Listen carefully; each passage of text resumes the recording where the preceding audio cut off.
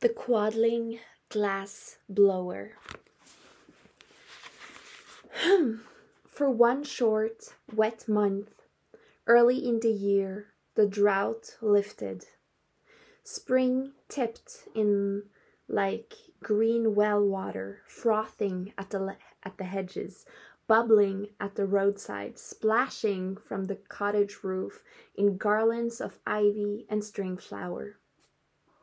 Melina went about the yard in a state of mild undress, so that she could feel the sun on her pale skin, and the deep warmth she had missed all winter. Strapped in her chair in the doorway, Elphaba, now a year and a half old, hit her breakfast minnow with the bowl of her spoon. "Oh, eat the thing, don't mash it," said Melina, but mildly. Since the child's chin-sling had been removed, mother and daughter had begun to pay some attention to each other. To her surprise, Melina sometimes found Elphaba endearing the way a baby should be. This view was the only thing she had seen since leaving the elegant mansion of her family, the only thing she would ever gaze upon again. The windswept surface of Ilswater, the distant dark stone cottages and chimneys of rush margins on the other side, the hills lying in a torpor beyond. She would go mad. The world was nothing but water and want. If a frolic of elves scampered through the yard, she would leap on them for company, for sex, for murder. "Your father is a fraud," she said to Elphaba, "off finding himself all winter, leaving me with only you for company. Eat that breakfast, for you'll get no more if you throw it on the ground." Elphaba picked up the fish and threw it on the ground. "Your father is a charlatan," continued Melina. "He used to be very good in bed for a religious man, and this is how I know his secret. Holy men are supposed to be above earthly creatures, but your father enjoyed his midnight wrestling once upon a time. We must never tell him we know he's a humbug. It would break his heart. We don't want to break his heart, do we?" And then Melina burst into a high peal of laughter. Elphaba's face was unsmiling, unchanging. She pointed to the fish. "Breakfast, breakfast in the dirt, breakfast for the bugs," Melina said. She dropped the collar of her spring robe a little lower, and the pink yoke of her bare shoulders gyrated. "Shall we go walk by the edge of the lake today, and maybe you'll drown?" But Elphaba would never drown, never, because she would not go near the lake. "Maybe we'll go out in a boat and tip over," Melina shrieked. Elphaba cocked her head to one side, as if listening for some part of her mother not intoxicated with leaves and wine. The sun swept out from behind a cloud. Elphaba scowled. Melina's robe dropped lower. Her breasts worked their way out from between the dirty ruffles of the collar. "Look at me," thought Melina, "showing my breasts to the child I couldn't give milk to for fear of amputation. I, who was the rose of Nest Hardings. I, who was the beauty of my generation. And now I am reduced to company I don't even want. My own squirming, thorny little girl. She's more grasshopper than girl, with those angular little thighs, or those arching eyebrows, those poking fingers. She's about the business of learning like any child, but she takes no delight in the world. She pushes and breaks and nibbles on things without any pleasure, as if she has a mission to taste and measure all the disappointments of life, in which rush margins is amply supplied. Mercy from the unnamed God. She's a creep. She is. Or we might take a walk in the woods today and pick up the last of the winter berries. Melina was full of guilt at her lack of motherly feeling. We can put them in a pie. Shall we, honey? Elphaba didn't speak yet, but she nodded and began to wiggle to get down. Melina started a clapping game Elphaba took no notice of. The child grunted and pointed to the ground and arched her long elephant legs to illustrate her desire. Then she gestured to the gate leading from the kitchen garden and the hen yard. There was a man at the uprights of the gate, leaning, shy and hungry-looking, with skin the color of roses at twilight, a dusky, shadowy red. He had a couple of leathern satchels on his shoulders and back, and a walking staff, and a dangerously handsome, hollow-looking face. Melina screeched and caught herself, directed her voice to a lower registered. It had been so long since she had spoken to anyone but a whining toddler. "Good glory, you startled us," she cried. "Are you searching for some breakfast?" She had lost the social touch. For instance, her breasts should not be staring at him so. Yet she did not clasp her gown. "Please to forgive a sudden appearance by a strange foreigner at Lady's Gate," said the man. "Forgiven, of course," she said impatiently. "Come in, where I can see you. Come in, come in." Elphaba had seen so few other people in her life that she hid one eye behind her spoon and peeked with the other eye. The man approached. His movements showed the clumsiness of exhaustion. He was large of ankle and thick of foot, slender about the waist and shoulders, and thick again in the neck, as if he had been made on a lathe and worked too briefly at the extremities. His hands, letting down the satchels, seemed like beasts with minds of their own. They were outsized and splendid. "Traveler, not to know where he is," said the man. "2 nights to cross the hills from downhill Cornings to look for the inn at the dead trees. To rest." "You're lost. You've veered," said Melina, deciding not to be perplexed at his scrambled words. "No matter. Let me fix you a meal, and you can tell me your story." Her hands were at her hair, which once used to be thought precious as spun brass. At least it was clean. The man was sleek and fit. When he removed his cap, his hair fell out in greasy hanks, sunset red. He washed at the pump, stripping off his shirt, and Melina noticed it was nice to see a waist on a man again. Frex, bless him, had run to plumpness in the year and some since Elphaba's birth. Were all Quadlings this delicious dusty rose color? The man's name, Melina learned, was Turtle Heart, and he was a glassblower from Ovals, on little-known Quadling country. She bundled up her breasts at last, reluctantly. Elphaba squawked to be let loose, and without so much as flinching, the visitor unbuckled her and swept her in the air and caught her again. The child crowed with surprise, even delight, and Turtle Heart repeated the trick. Melina took advantage of his concentration on the brat to scoop up the uneaten minnow from the dirt and rinse it off. She plopped it among the eggs and mashed tar root, hoping that Elphaba would not suddenly learn to speak and embarrass her. It would be just like the child to do that. But Elphaba was too charmed by this man to fuss or complain. She didn't even whine when Turtle Heart finally came to the bench and sat to eat.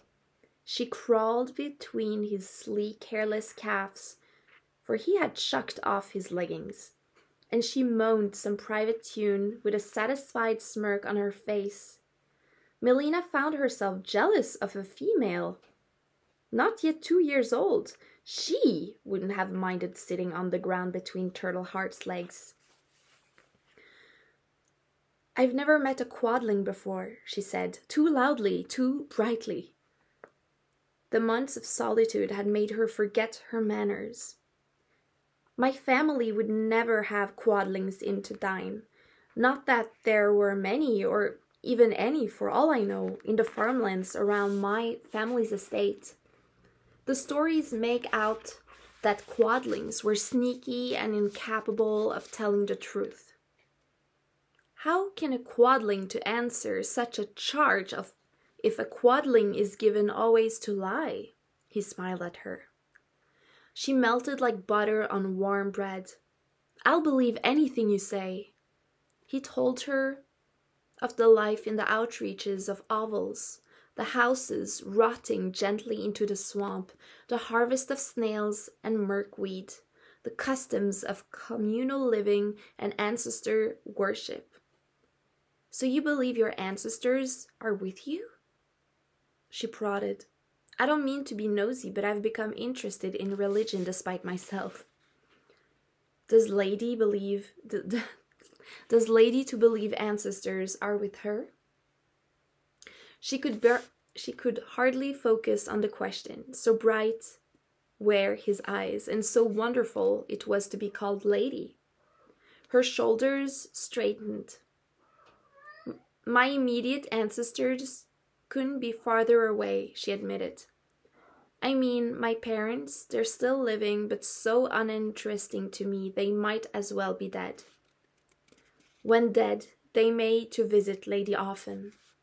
"They are not welcome. Go away," she laughed, chewing. "You mean ghost? They'd better not. That's what I'd call the worst of both worlds, if there is another world, if there is another land." "Then there is an other world?" he said with certainty.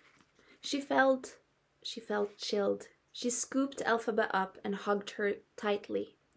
Elphaba sagged as if boneless in her arms, neither fussing nor returning the hug, just falling limp from the novelty of being touched. "Are you a seer?" said Melina. "Turtle heart to blow glass," he said. He seemed to mean that as an answer. Melina was suddenly reminded of the dreams she used to have, of exotic places she knew was too dull to invent. Married to a minister, and I don't know what to believe. "I don't know that I believe in another world," she admitted. She hadn't meant to say that she was married, although she supposed the child implicated her. But Turtle Heart had finished talking. He put down his plate.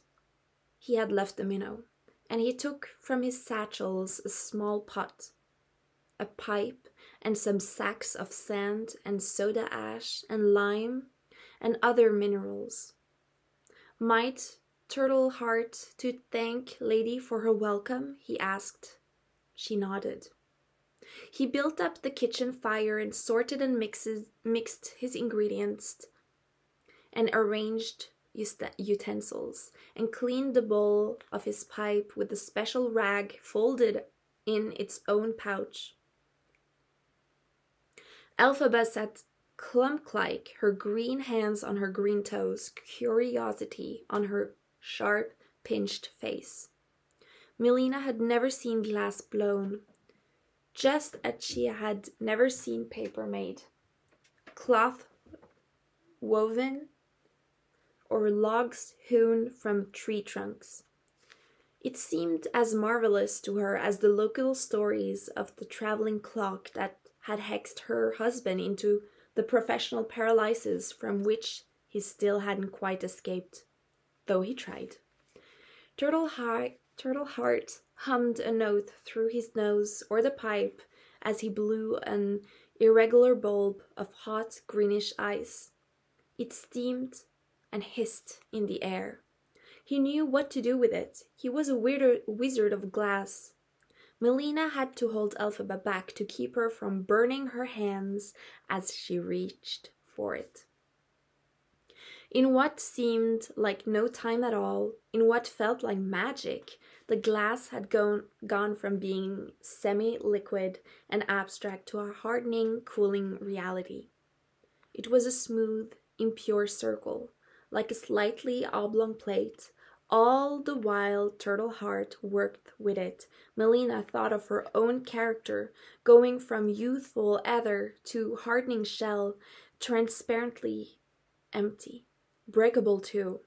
But before she could lose herself in remorse, Turtle Heart took her 2 hands and passed them near, but not touching, the flat surface of the glass. "Lady to talk with ancestors," he said. But she would not struggle to connect with old boring dead people in the other land. Not when his huge hands covered hers.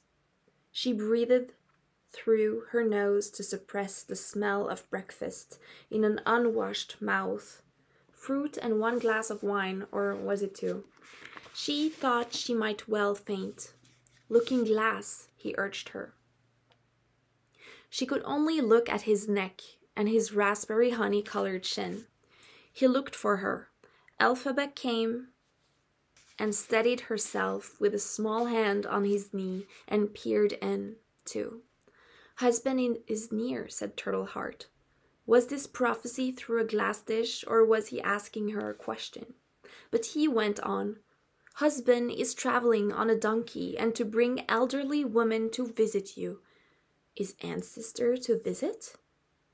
"Is old nursemaid, probably," Melina said. She was sloping downward into his crippled syntax in unabashed sympathy. "Can you really see that in there?" He nodded.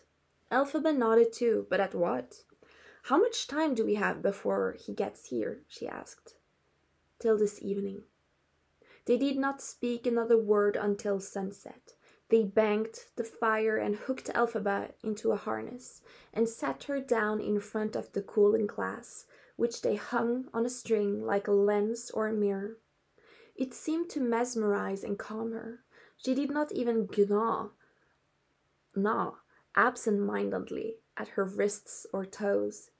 They left the door to the cottage open so that from time to time they could peer out from the bed to check on the child who, in the glare of a sunny day, would not be able to focus her eyes to see in the house shadows, and who anyway never turned to look. Turtle Heart was unbearably beautiful. Melina dragon-snaked with him, covered him with her mouth, poured him in her hands, heated and cooled and shaped his luminosity. He filled her emptiness. They were washed and dressed with supper mostly made when the donkey brayed a half-mile down the lake. Melina blushed. Turtle Heart was back at the pipe, lowing again. Elphaba turned and looked in the direction of the donkey's serrated statement.